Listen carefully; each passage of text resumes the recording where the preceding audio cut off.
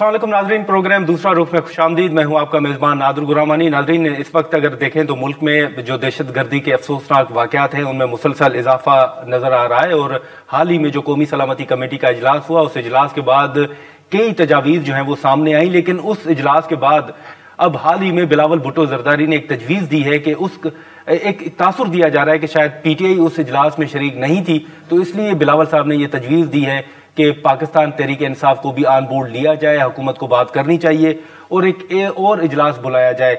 इसी हवाले से राना सनाउल्लाह साहब ने भी कहा है कि अगर पीटीआई चाहती है तो वो स्पीकर कौमी असम्बली से रब्ता कर सकती है इमरान खान साहब की पे रोल पर रिहाई के हवाले से, और वो कोई किरदार अदा कर सकते हैं। हाल ही में जो अफगानिस्तान के साथ मुज़ाकरात के हवाले से बातचीत हुई, बलूचिस्तान और खैबर पख्तूनख्वा में जो अमन अमान की सूरत हाल है, फिर हाल ही में अख्तर मेंगल साहब ने जो हुकूमत के खिलाफ एक ऐलान किया है एहतजाज का, लॉन्ग मार्च का, वो भी अब माजी में पीपल्स पार्टी हो या मुस्लिम लीग नून हो, उनके इत्तेहादी रह चुके हैं, लेकिन अब वो कौमी असम्बली की नशिस्त इस्तीफा दे चुके हैं और इसी के साथ साथ वो इस वक्त दूर भी नजर आ रहे हैं। मुल्क में हाल ही में जो पेका कवानीन मंजूर हुए, उनके असरात की अगर बात करें तो वो असरात भी अब देखने को मिल रहे हैं कि कई सहाफ़ी जो हैं वो अब गिरफ्तार होना शुरू हो गए हैं। इन तमाम इशूज़ पर हम बात करते हैं। साबिक वफाकी वज़ीर डॉक्टर शीरी मज़ारी साहब हमारे साथ मौजूद हैं। बहुत शुक्रिया डॉक्टर साहब, आपने वक्त निकाला। हम जो मुख्तलिफ इशूज़ हैं, ख़ासतौर पर सिक्योरिटी के इशूज़ हैं, उन पर भी गुफ्तगू करेंगे, लेकिन हम शुरू करते हैं कि हाल ही में आपने देखा कि जब अमेरिका के इलेक्शन हुए, डोनाल्ड ट्रंप जो है वो सदर बने, तो उसके बाद एक पाकिस्तान को उम्मीद थी, फिर उनकी तरफ से एक बयान भी आया और उन्होंने भी एतराफ़ किया कि पाकिस्तान एक अहम किरदार अदा कर रहा है दहशतगर्दी के खात्मे के हवाले से। लेकिन अभी कुछ फैसले ऐसे आ रहे हैं अमेरिका की तरफ से जिन पर तहफ़्फ़ुज़ात का इजहार किया जा रहा है। आप समझती हैं कि उस वक्त हमने रीड सही नहीं किया या जो हम एक्सपेक्ट कर रहे थे उसके बरक्स हो रहा है अभी जो कुछ हो रहा है? देखिए, प्रॉब्लम है हमारे जो लीडरशिप हुए हैं, अभी की नहीं पहले भी ये ट्रेंड रहा है कि हम अमेरिका से इतना वो या खौफजदा है या इतना प्यार और मोहब्बत है हमारा वाशिंगटन से कि वो अगर ज़रा सा हंस भी दें हमारी तरफ तो हम उभल के खुश हो जाते हैं कि पता नहीं क्या हो गया है, पाकिस्तान को वाह हो गई है। ये नहीं था। आप अगर देखें, हम अपनी पॉलिसीज़ अपने मफाद को देखते हुए कभी नहीं बनाते, खास तौर पे हमारी अमेरिका पॉलिसी या हमारी फॉरेन पॉलिसी जनरली। हमारी अफगान पॉलिसी ज़ीरो है, कंफ्यूजन है, कभी हम कुछ कहते हैं कभी कुछ कहते हैं। और हम सोच रहे थे कि अब ट्रंप आएगा तो दहशतगर्दी के हवाले से जो अफगानिस्तान में उन्होंने कुछ बयानात दिए कि हमारे हथियार वापस करें तालिबान, ये वो, तो अब हमारी ज़रूरत पड़ेगी अमेरिका को, हम गो बिटवीन होंगे, हमारे थ्रू अमेरिका तालिबान से बातचीत कर सकेगा, हम अपना रोल प्ले करेंगे, हम अपना ऑफर करेंगे मीडिएटर आप खाक बनेंगे, आपकी अपनी पॉलिसी क्लियर नहीं। अमेरिका ने ज़ालिम खलीलजाद के साथ डेलीगेशन भेज के डायरेक्ट बातचीत शुरू कर दी है तालिबान से। शायद तालिबान हुकूमत को वाशिंगटन की एम्बेसी भी वापस मिल जाए। और हम भूल गए थे कि अमेरिका और तालिबान की गुफ्तगू दोहा में भी होती रही है, तो ये कोई नई चीज़ नहीं है। अगर हम अपने मफाद देके पॉलिसीज बनाए तो बेहतर होगा। लेकिन डॉक्टर साहब, आपको याद होगा कि बलूचिस्तान में जब भी कोई अफसोसनाक वाक़यात पेश आते थे तो हम इंडिया के हवाले से बात करते थे, लेकिन उस दिन वजारत खारजा में भी ये सवालात उठे, ये भी सवाल किए गए कि अब बलूचिस्तान हो या खैबर पख्तूनख्वा हो, वो इंडिया के बजाय अफगानिस्तान का नाम लिया जा रहा है। तो ये कोई पॉलिसी शिफ्ट है, ये क्या आपको नजर आ रहा है? देखिए, एक बड़े अरसे से कई ऐसे की प्लेयर्स हैं, जनरल बाजवा उनमें से एक डेफिनेटली थे। हमारी अपनी कैबिनेट में एक दो सिविलियन मिनिस्टर्स भी थे कि हिंदुस्तान को आप गले लगा लो, हिंदुस्तान से आप ट्रेड शुरू कर दो। हिंदुस्तान की फौजें कश्मीरियों को मार रही हैं, आपके बॉर्डर पे दहशतगर्दी इन्फिल्ट्रेशन हो रही है। आप कैसे अमेरिका से इंडिया से ट्रेड कर सकते हैं और उनको गले लगा सकते हैं?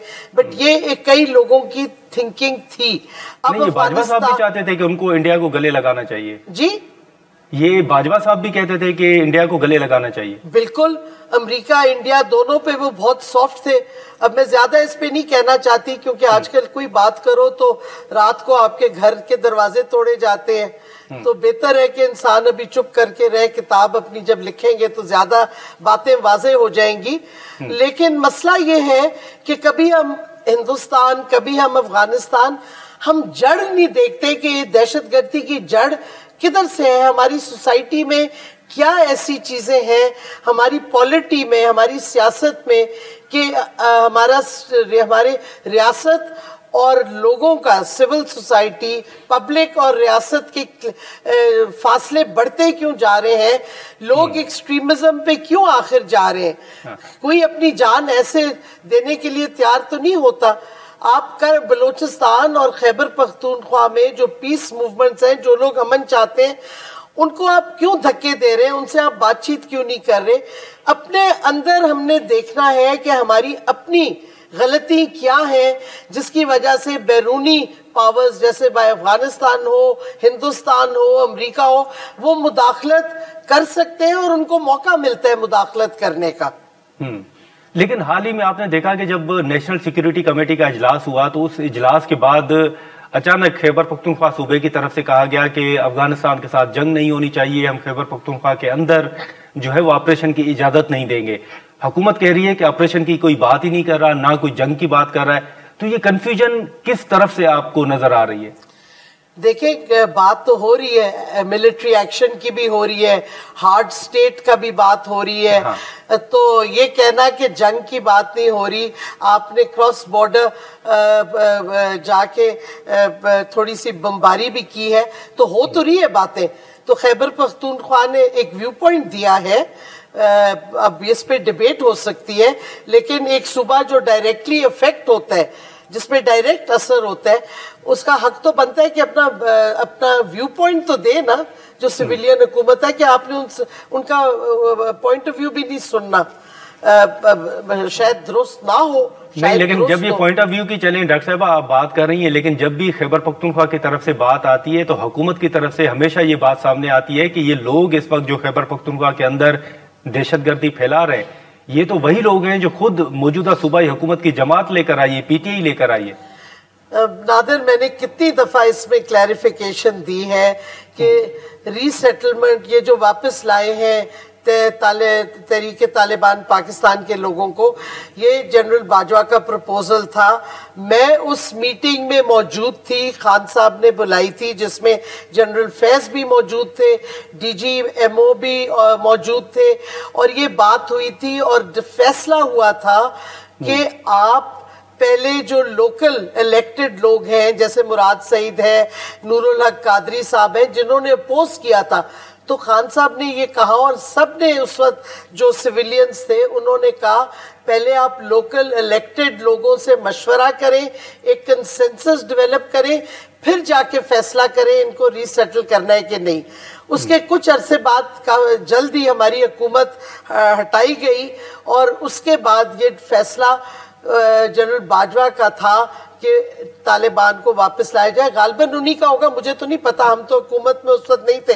بٹ پلیز یہ پوائنٹ میں بار بار کلیریفائی کر چکی ہوں کہ یہ کس نے فیصلہ, اوریجنلی کس کا پروپوزل تھا, اور اس وقت پی ٹی آئی کی حکومت کا فیصلہ کیا تھا. لیکن ڈاکٹر صاحبہ اس وقت اگر ہم پیکا قوانین کی بات کریں, صحافیوں کے خلاف مقدمات درج ہو رہے ہیں, گرفتار ہو رہے ہیں, لیکن پھر یہ بھی بات جب آپ کی طرف سے, آپ کی جو سابقہ جماعت ہے ان کی طرف سے جب یہ چیزیں سامنے آتی ہیں تو وہ یہ کہتے ہیں کہ جب عمران خان صاحب تھے تو اس وقت بھی تو ایک میڈیا اتھارٹی بنائی جا رہی تھی, آپ تو ماضی میں کابینہ کا حصہ بھی رہی ہیں, اس وقت بھی کیا ہم نے رکوا دی تھی, ہم نے میڈیا اتھارٹی نہیں بننے دی, بلکہ ہم ان سے بات, اس کے بجائے ہم جرنلسٹ اینڈ میڈیا پروفیشنلز کا قانون لائے جو کہ ان کنسلٹیشن with جرنلسٹ ہوا ہے, اور جرنلسٹ باڈی سے کنسلٹ کر کے پورا ڈرافٹ اس کا بنایا گیا. آپ میرے سے کیا, آپ حامد میر صاحب سے پوچھ لیں, اطہر عباس صاحب سے پوچھ لیں, ان سب سینئر جرنلسٹ سے پوچھیں, کنسلٹیشن کر کے ایک قانون جو سب نے سپورٹ کیا وہ بن چکا, اور جب ہماری حکومت ہٹی وہ قانون اب ڈیڈ ہو گیا, اس کو بیک برنر پہ ڈال دیا, اس کی امپلیمنٹیشن ہی نہیں ہو رہی. ٹھیک ہے, لیکن ڈاکٹر صاحب اب یہ ہم نے افغانستان, خیبر پختونخوا, بلوچستان کا ہم نے ذکر کیا, لیکن جب بھی ان ایشوز پر بات ہوتی ہے تو ملک میں کہا جاتا ہے کہ سب سے پہلے سیاسی استحکام ہونا چاہیے, تمام جماعتوں کو آن بورڈ ہونا چاہیے. سیاسی استحکام کے لیے آپ کی تجاویز کیا ہیں, کیا ہونا چاہیے؟ دیکھیں, آپ کو یاد ہوگا اگر ہم اپنی تاریخ دیکھیں تو شیخ مجیب کو بھی جیل سے نکال کے جس کا کنسلٹیشن اور میٹنگز میں بلایا گیا. آپ سب سے بڑی جماعت جو ہے, میں تو اب سیاست چھوڑ دی ہے, لیکن یہ تو کوئی نہیں ڈینائی کرتا کہ پی ٹی آئی ایک سب سے بڑی جماعت ہے. تو اس کی لیڈرشپ جو ہے, جو ان کے لیڈر ہیں, ان کو آپ کو ڈائریکٹلی بات چیت میں بلانا چاہیے. آپ کو پتہ ہے جب اے پی ایس کے اٹیک کے بعد اے پی سی ہوئی تھی, پی ٹی آئی کا بہت بڑا ہاتھ تھا وہ نیشنل ایکشن پلان بنانے میں. پی ٹی آئی, پی پی پی, ہم اور پی ایم ایل این تینوں نے بیٹھ کے پوری ڈرافٹنگ کی تھی. سیاستدانوں نے وہ ڈرافٹ کیا تھا. جو اوریجنل ڈرافٹ تھا وہ اتنا برا تھا کہ وہ ایکسیپٹ ہی نہیں تھا. ہم نے بیٹھ کے گھنٹوں لگا کے, لیڈرز بیٹھے تھے میٹنگ روم میں, ہم نے جا کے وہ ڈرافٹ پورا بنایا. پھر آپ نے اس نیشنل ایکشن پلان کو امپلیمنٹ نہیں کیا انفارچونیٹلی. تو آپ کو نہ صرف ساری سیاسی پارٹیز کو اس میں کنسلٹ کرنا ہوگا, بلکہ جو ایکچولی لوگوں کے ریپرزینٹیٹیوز ہیں, جو پیس موومنٹس ہیں, جیسے میں سمجھتی ہوں بلوچستان میں اب اختر مینگل صاحب کو آپ نے بالکل فارغ کر دیا ہے. وہ ان کے پیچھے بلوچستان کے لوگ ہیں, وہ ایکچولی لوگوں کی ریپرزنٹیشن کرتے ہیں. آپ اسی طرح خیبر پختونخوا میں جو پیس موومنٹ ہے پی ٹی ایم, اس کی لیڈرشپ ہے, وہ ان کو آپ نے یا جیل میں ڈالا ہے یا تو آپ ڈاکٹر صاحب آپ سمجھتے ہیں کہ بلوچستان کے اندر بلوچستان یکجہتی کمیٹی ہو یا اختر مینگل صاحب ہو, ان سب سے بات چیت ہونی چاہیے, ان کو انگیج کیا جانا چاہیے؟ بالکل ہونا چاہیے. کیوں نہیں آپ انگیج کر رہے, سب کو بلا کے کریں. اگر آپ نے سچ دیکھیں, دہشت گردی کا خاتمہ صرف ملٹری فورس سے نہیں ہو سکتا. آپ کو لوگوں کو لے کے چلنا ہے, آپ کو اپنے نیشن کو ساتھ میں لانا ہے اسٹیٹ کے, اگر آپ نے دہشت گردی ختم کرنی ہے. کیونکہ دیکھیں بڑی بیسک بات ہے, فوج کی تو ریئر ہوتا ہے ملٹری. دہشت گرد اور ٹیررسٹ اور ایکسٹریمسٹ کدھر جاتے ہیں؟ لوگ سپورٹ کرتے ہیں نا, لوگ ان کو لوجسٹک سپورٹ دیتے ہیں, لوگ ان کو شیلٹر کرتے ہیں.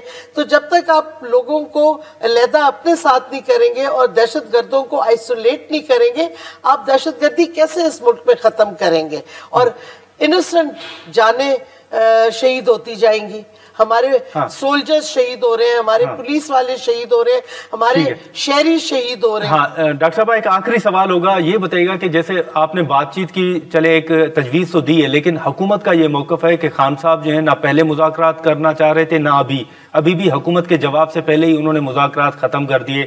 آپ دیکھ رہی ہیں کہ جو دوسری جماعت ہے پی ٹی آئی, وہ بھی کسی نہ کسی حد تک کوئی غلطی کر رہی ہے, حکومت کا موقف کسی حد تک درست ہے؟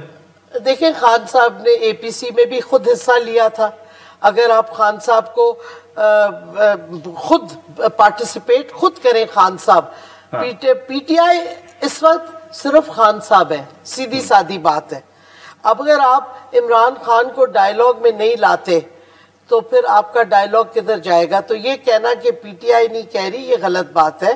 پی ٹی آئی کی کوئی بڑی ان کی کچھ ڈیمانڈز تھیں, حکومت نے ان کو سنا تک نہیں ڈیمانڈز کو.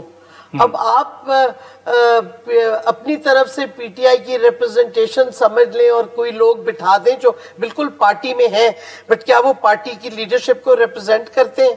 یہ سوالات تو اٹھیں گے. تو آپ کو اگر جینوئنلی آپ انٹرسٹڈ ہیں دہشت گردی ختم کرنے میں, تو آپ کو سب کو کٹھے لے کے چلنا ہوگا. ٹھیک ہے ڈاکٹر صاحب, بہت شکریہ آپ کا, آپ نے وقت نکالا. ناظرین, ڈاکٹر شیریں مزاری صاحبہ کی گفتگو آپ نے سنی. ہم یہاں پر ایک شارٹ بریک لیتے ہیں اور بریک کے بعد سینیٹر عفنان اللہ خان صاحب ہمیں جوائن کریں گے.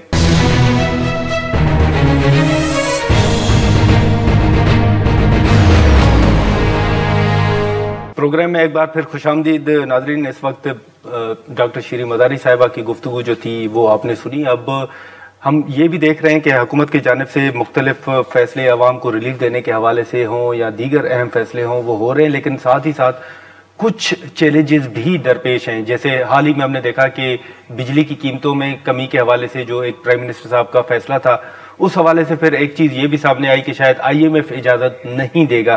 تو اب چیزیں کس طرح آگے بڑھیں گی؟ لیکن سب سے اہم جو سوال ہوگا وہ یہ ہے کہ آگے کیسے بڑھا جائے. اور سینیٹر عفنان صاحب ہمارے ساتھ موجود ہیں، ہم ان سے گفتگو کریں گے. عفنان صاحب بہت شکریہ وقت نکالنے کا. اس وقت خیبر پختونخوا اور بلوچستان میں جو امن و امان کی صورتحال ہے، اب یہ چیزیں تو اپنی جگہ ہیں، لیکن سب سے جو اہم سوال ہے وہ سیاسی استحکام ہے. وہ سوال یہ اٹھ رہا ہے کہ آگے کیسے بڑھا جائے. آپ کی تجویز کیا ہوگی کہ کس طرح آگے بڑھنا چاہیے؟ جی بسم اللہ الرحمن الرحیم. دیکھیں، سیاسی استحکام لانے کے لیے حکومت نے بہت دفعہ کوشش کی ہے کہ وہ اپوزیشن کو اپنے ساتھ بٹھائے، ان سے بات چیت کرے اور مسائل کو حل کرے.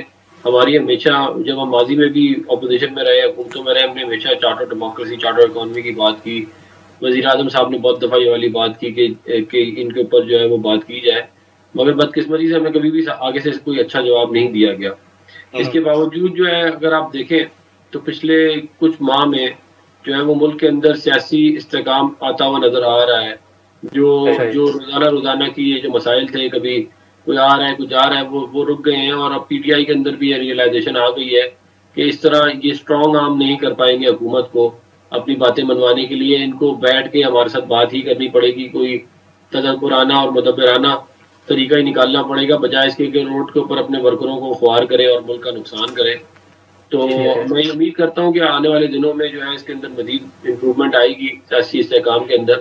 اور اکانومی کے حالات تو آپ کو پہلے ہی معلوم ہے کہ کافی بہتر ہے، اور اگر معاملات اسی طرح چلتے رہے تو انشاءاللہ چند مہینوں میں عوام کو اس کے ثمرات نظر آنے شروع ہو جائے. ہاں نہیں، لیکن عفنان صاحب یہ جو آپ نے بات کی مذاکرات کے حوالے سے یا سیاسی استحکام کے حوالے سے، اس میں PTI ایک بات ضرور رکھتی ہے. PTI یہ بات کرتی ہے کہ حکومت ایک دن ہمیں کہتی ہے کہ PTI دہشت گرد جماعت ہے، دوسری طرف وہ ہم سے مذاکرات کرتے ہیں. تو حکومت تو فیصلہ کر لے کہ ہم دہشت گرد ہیں یا ایک سیاسی جماعت ہے. لیکن بات یہ ہے کہ اس میں تو کوئی شک نہیں ہے کہ PTI کے اندر کچھ ایلیمنٹس ایسے ہیں جو جن کے کام جو ہے وہ مشکوک ہیں، جنہوں نے جو ہے وہ قانون کو اپنے ہاتھ میں لیا ہے. لیکن بائی اینڈ لارج بہت سارے ایسے بھی لوگ ہیں جنہوں نے جو سیاسی لوگ ہیں جن کی کوئی ایسی ایکٹیویٹیز نہیں ہیں جو نیفیریس ہوں، تو ان سے بات چیت کرنے میں میرا نہیں خیال کہ کوئی حرج ہے. ہم یہ سمجھتے ہیں کہ اگر PTI کی جو بھی جینون ایشوز ہیں، اگر وہ حکومت سے بات چیت کرے، معاملات بہتری سے چلائے، تو اس میں ان کا بھی فائدہ ہے اور ملک کا بھی فائدہ ہے.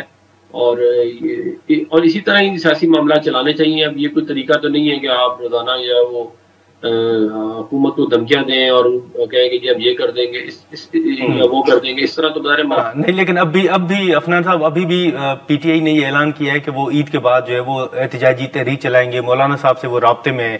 عید کے بعد آپ سیاسی منظرنامہ کیا دیکھ رہے ہیں؟ کس حد تک تحریک کو کامیاب دیکھ رہے ہیں؟ دیکھیں، یہ تحریک جو ہے وہ کامیاب، اگر PTI نے اکیلے یہ تحریک چلائی جو کہ وہ ماضی میں پچھلے 1 سال سے کر رہے ہیں، تو میں نہیں خیال کہ کہیں معاملہ پہنچے گا. اور کیونکہ ان کے اندر ایسے لوگ موجود نہیں ہیں جو الائنسز بنا سکیں، بالخصوص عمران خان صاحب کے اندر یہ کیپیسٹی نہیں ہے کہ وہ الائنسز بنا سکے.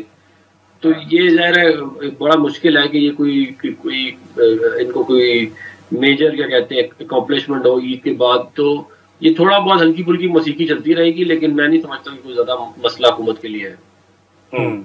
لیکن عفنان صاحب ابھی جو نیشنل سیکیورٹی کمیٹی کا اجلاس ہوا، اس کے بعد اب بلاول صاحب نے ایک تجویز دی ہے کہ چلیں آپ دوبارہ اجلاس بلا لیں. پھر عمران خان کو پے رول پر رہا کرنے کے حوالے سے آپ کا موقف بھی حکومت کا سامنے آ چکا ہے. لیکن ابھی بھی کچھ رہنما ہیں جو یہ سمجھتے ہیں اور انہوں نے یہ تجویز دی ہے کہ PTI اسپیکر قومی اسمبلی سے رابطہ کریں، وہ شاید کوئی کردار ادا کر سکتے ہیں. آپ دیکھ رہے ہیں کہ کوئی دوبارہ نیشنل سیکیورٹی کمیٹی کا اجلاس ہو یا خان صاحب کو اس میں شرکت کرنی چاہیے؟ لیکن بات یہ ہے کہ نیشنل سیکیورٹی کا اجلاس بلانے میں کوئی جو ہے وہ میرا نہیں خیال کہ کوئی مسئلہ ہے. PTI کا اگر اس میں وہ شرکت کرنا چاہتے ہیں تب بھی کوئی مسئلہ نہیں ہے. بات یہ ہے کہ یہ کوئی طریقہ نہیں ہے کہ ایک بندہ جو اس کے اوپر ایک کنوکشن ہے، جو نیشنل اسمبلی کا یا سینٹ کا ممبر نہیں ہے، وہ یہ اس کی خواہش ہو کہ جی وہ اس کو جو ہے وہ اس میں نیشنل سیکیورٹی کمیٹی کی میٹنگ میں لایا جائے. ایسے نہیں ہو سکتا. یہ ضرور ہو سکتا ہے، میرا خیال ہے کہ اگر اس کے اوپر PTI ہم سے بات چیت کرے کہ شاید کوئی ایسا طریقہ نکال لیا جائے جس میں ان کی ایک ملاقات کرا دی جائے اور اس کے بعد جو ہے یہ شرکت کر لیں. تو یہ اس طرح کا کوئی معاملہ اگر یہ ہو تو شاید ہو جائے. لیکن اگر کوئی ان کی یہ خواہش ہے کہ کیونکہ نیشنل سیکیورٹی کمیٹی کا اجلاس ہے تو ان کو باہر لایا جائے گا، میں نہیں سمجھتا کہ یہ قانونی طور پہ اس بات کو پورا کیا جا سکتا ہے. اور یہ بھی بات ذہن میں رکھیں کہ جب ہندوستان نے بالا کوٹ کے اوپر حملہ کیا تھا اس وقت میاں محمد نواز شریف صاحب جیل میں تھے. ہم نے حکومت کے ساتھ پوری طرح کھڑے ہوئے. ہم نے آپ بے شک ہمارے سوشل میڈیا کے اکاؤنٹس دیکھ لیں, جو سینیٹ اور اسمبلی تقاریر ہوئی تھی وہ دیکھ لیں, ہم پوری طرح کھڑے ہوئے تھے حکومت کے ساتھ, پاکستان کی اسٹیٹ کے ساتھ. اور ہم نے کوئی یہ ڈیمانڈ نہیں کی کہ جی ہمارے لیڈر کو آپ پہلے جیل سے نکالیں یا ہماری ملاقات کرائیں یا ہم پہ جو فسطائیت کی انتہا تھی اس کو روکیں. ہم نے کہا اس وقت ملک جو ہے وہ مشکل میں ہے, ملک کی سالمیت, ملک کی یکجہتی مشکل میں ہے, ملک پہ حملہ ہوا ہے, ہم جو ہے وہ حکومت کے ساتھ کھڑے ہوں گے. تو یہ ایک رسپانسبل ایٹیٹیوڈ ہے. اب یہ کوئی طریقہ تو نہیں ہے نا کہ آپ سارے دن آپ جب آپ سے بات کرو جی میری ملاقات کرا دیں, میرا فلانی چیز مجھے دلوا دیں, مجھے باہر نکلوا دیں, میرا کیس ختم کروا دیں, میرے یہ مسئلے حل کر دیں. بھئی یہ آپ کو یہ عمران خان صاحب فرماتے تھے کہ یہ این آر او ہے, تو اب یہ خود روزانہ این آر او کا راگ جو الاپتے ہیں اس کی کیا ضرورت ہے؟ نہیں مطلب آپ سمجھتے ہیں کہ اگر ایون اسپیکر صاحب سے رابطہ کر بھی لیا جائے تو بھی عمران خان صاحب کی پے رول پر رہائی ممکن نہیں ہے؟ میں نہیں سمجھتا. آپ دیکھیں قانونی طور پر ان کے اوپر ایک کرپشن کا کیس کی کنوکشن موجود ہے. انلیس کہ عدالت وہ کنوکشن ہٹا دے اور باقی کیسز میں بھی جو کنوکشن ہوئی ہیں ختم کر دے, میں نہیں سمجھتا کہ آپ کیسے پے رول پہ رہا کریں گے, آپ کون سے قانون کے تحت. صحیح. لیکن ابھی بھی یہ جو ہم نے ذکر کیا عفنان صاحب شروع میں کہ آپ لوگوں کو معیشت کے حوالے سے چلے آپ دعویٰ کر رہے ہیں کہ حالات بہتر ہو رہے ہیں. حال ہی میں پرائم منسٹر صاحب نے جو بجلی کی قیمتوں کے حوالے سے بات کی, پھر ہم نے دیکھا کہ آئی ایم ایف سے متعلق خبریں آ گئی. آپ سمجھتے ہیں کہ آئی ایم ایف بھی ایک بڑی رکاوٹ ہے اور وہ حکومت کو وہ فیصلے نہیں کرنے دے رہی جو عوام کے حق میں ہو یا ان کو ریلیف کچھ ملے؟ دیکھیں یہ تو اس میں تو کوئی دو رائے نہیں ہے, اس میں تو کوئی شک نہیں ہے کہ آئی ایم ایف جو ہے وہ ہم سے فیصلے کروائے گی جس سے آئی ایم ایف کا مفاد پورا ہو, پاکستان کا نہ ہو. اور اس کی وجہ یہ ہے کہ ان سے ہم نے قرضہ لیا ہوا ہے. اگر ہم اپنی اکانومی کو اسٹیبلائز کریں, اپنے فارن ایکسچینج ریزرو 50, 60, 70 ارب بلین ڈالر کے ہوں, ہماری جو ہے وہ جو باقی مائکرو اکنامک انڈیکیٹرز ہیں وہ اسٹیبل ہوں, تو ہمیں آئی ایم ایف کے پاس جانے کی ضرورت نہیں ہوگی, ہم اپنے فیصلے خود کر سکیں گے. اور اگر ہم اپنی اکانومی کو ٹھیک طرح مینیج نہیں کرتے اور یہ بوم ٹو بسٹ سائیکل جو پاکستان کا آپ دیکھتے ہیں بار بار, یہ بوم آتا ہے پھر بسٹ آتا ہے, پھر بوم آتا ہے پھر بسٹ آتا ہے, یہ جب تک ہم اس پرابلم کو ریزالو نہیں کر پائیں گے تو ہمارے مسائل ایسے ہی چلتے رہیں گے اور ہم جو ہے وہ بار بار آئی ایم ایف سے ہی ہم کہیں گے کہ یہ ہم کر لیں یا یہ نہ کریں. ہم یہاں پر ایک شارٹ بریک لیتے ہیں.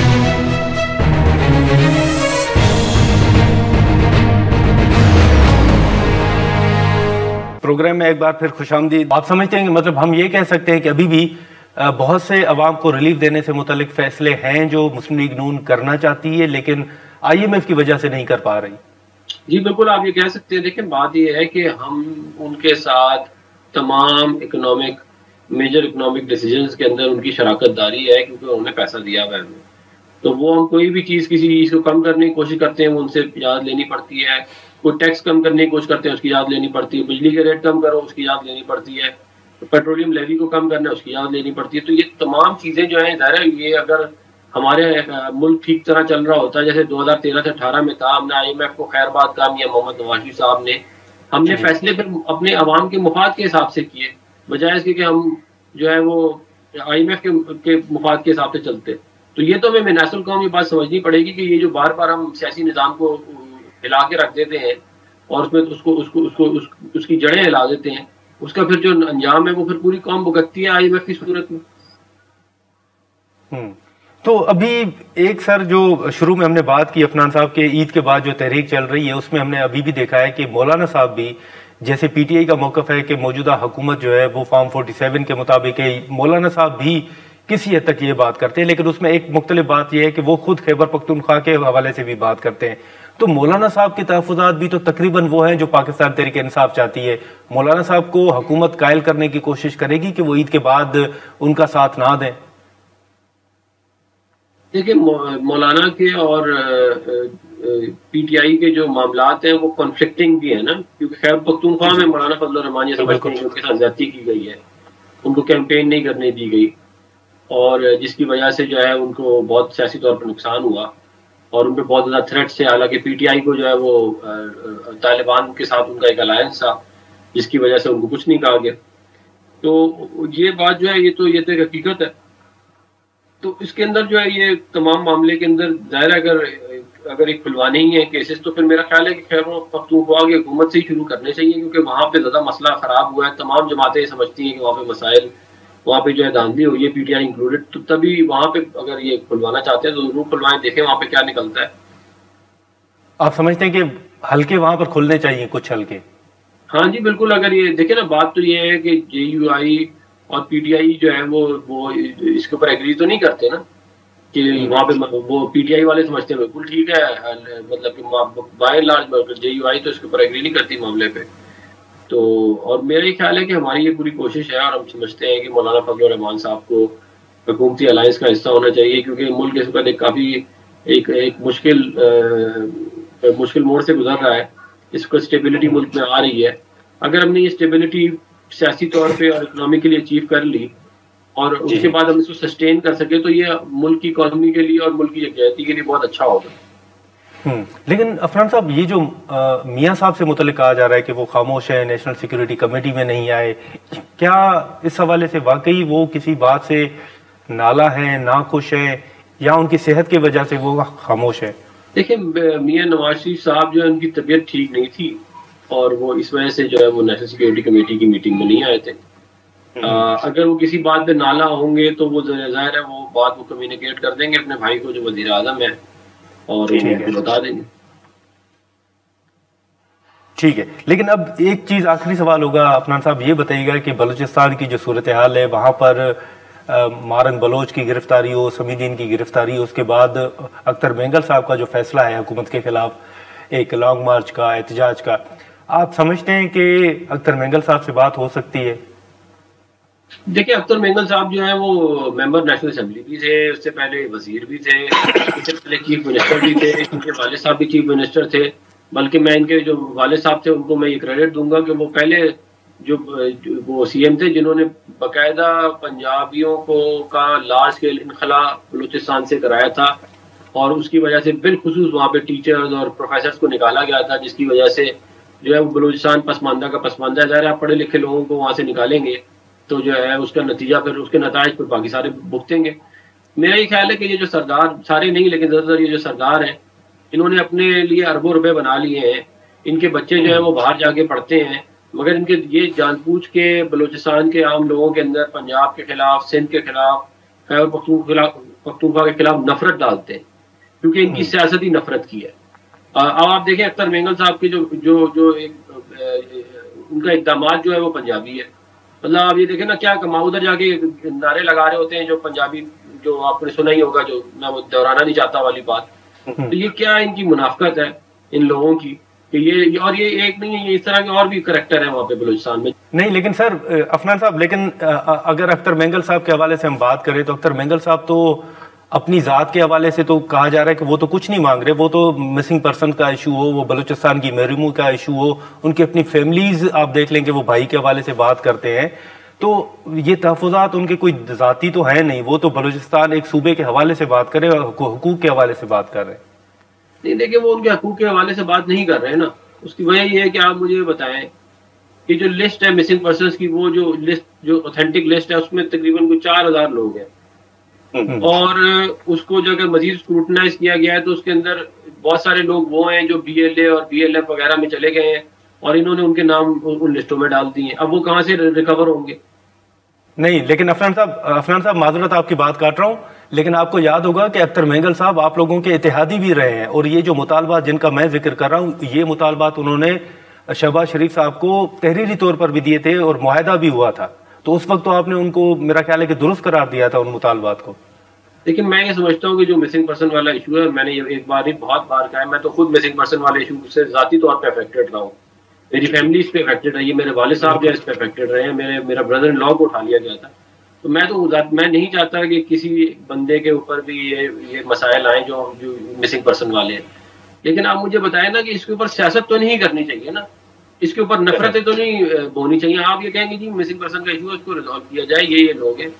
اب مسنگ پرسن چند سو لوگ ہیں مسنگ پرسن والے، جو کہا جاتا ہے کہ باقی نہیں ہے. آپ نے اس کے مقابلے میں ہزاروں وہاں پہ جو ہے وہ نان بلوچوں کو جو ہے وہاں پہ قتل کر دیا، ہزاروں لاکھوں لوگوں کو وہاں سے آپ نے بے گھر کر دیا. تو یہ بھی وہ بھی انسان ہے نا، یا وہ انسان نہیں ہے؟ آپ مجھے بتا دیں.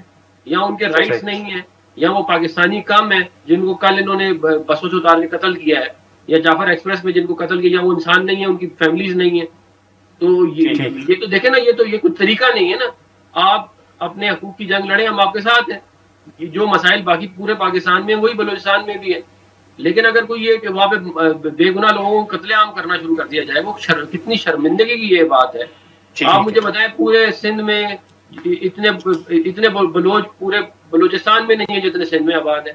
چلیں ٹھیک ہے عفنان صاحب, ٹھیک ہے, بہت شکریہ آپ کا, آپ نے وقت نکالا, بہت شکریہ عفنان صاحب آپ کا, بڑی مہربانی. ناظرین, سینیٹر عفنان اللہ خان صاحب کی گفتگو آپ نے سنی. ہم یہاں پر ایک شارٹ بریک لیں گے اور بریک کے بعد شرمیلا فاروقی صاحبہ ہمیں جوائن کریں گی.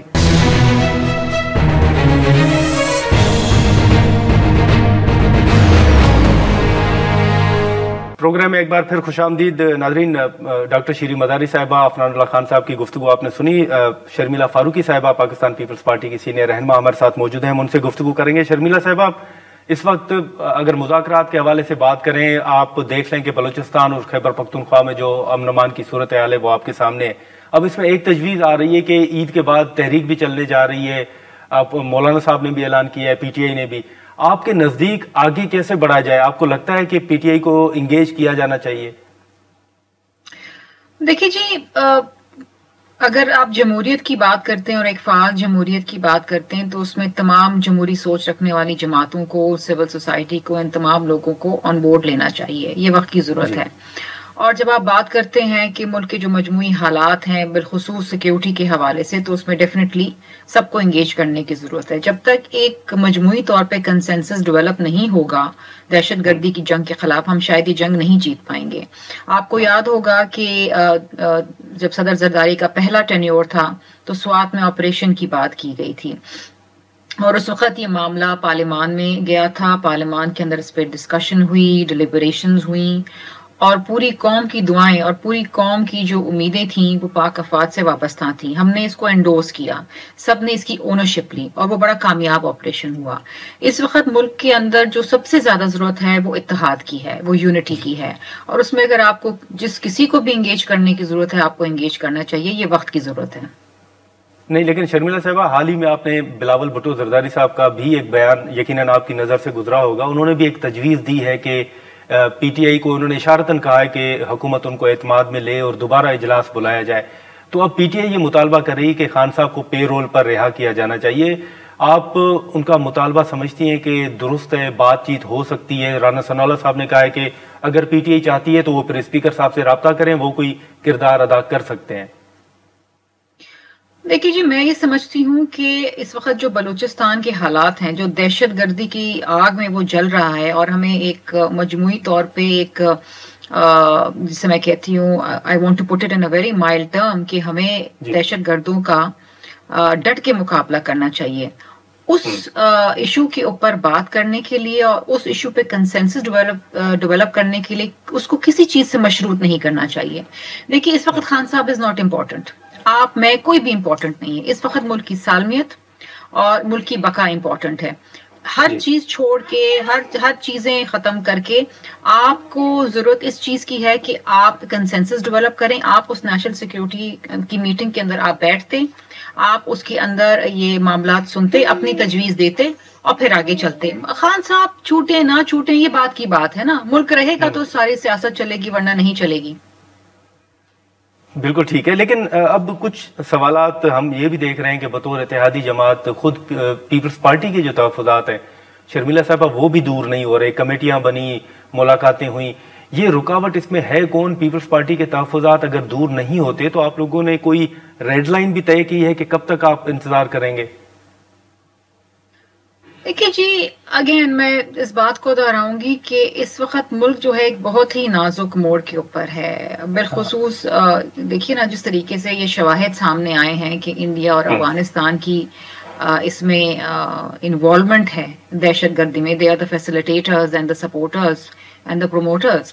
تو آپ خطے میں بھی یہ جو ہے, آپ پاکستان از انسیف. اور اس وقت تو ہمیں اپنی سرحدیں بچانے کی ضرورت ہے, ہمیں اپنے جو معصوم لوگوں کی جانیں جا رہی ہیں اس کو بچانے کی ضرورت ہے.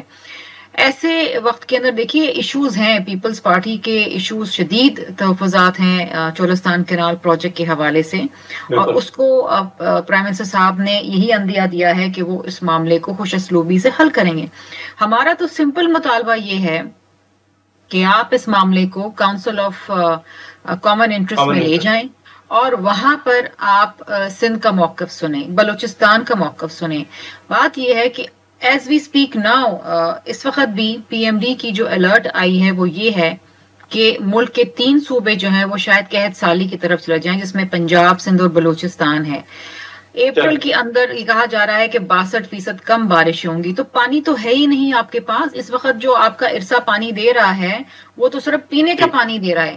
آپ کی فصلیں کیسے ہوں گی؟ آپ نیشنل فوڈ انسیکیورٹی کی طرف جا رہے ہیں، تو آپ کنال، مزید کنال کہاں سے بنائیں گے؟ پانی ہی نہیں ہے آپ کے پاس. چلے ٹھیک ہے شرمیلا صاحبہ، بہت شکریہ آپ کا، آپ نے وقت نکالا. ناظرین، شرمیلا فاروقی صاحبہ کی گفتگو آپ نے سنی. آج کے پروگرام میں اتنا ہی، اجازت دیجیے، اللہ حافظ.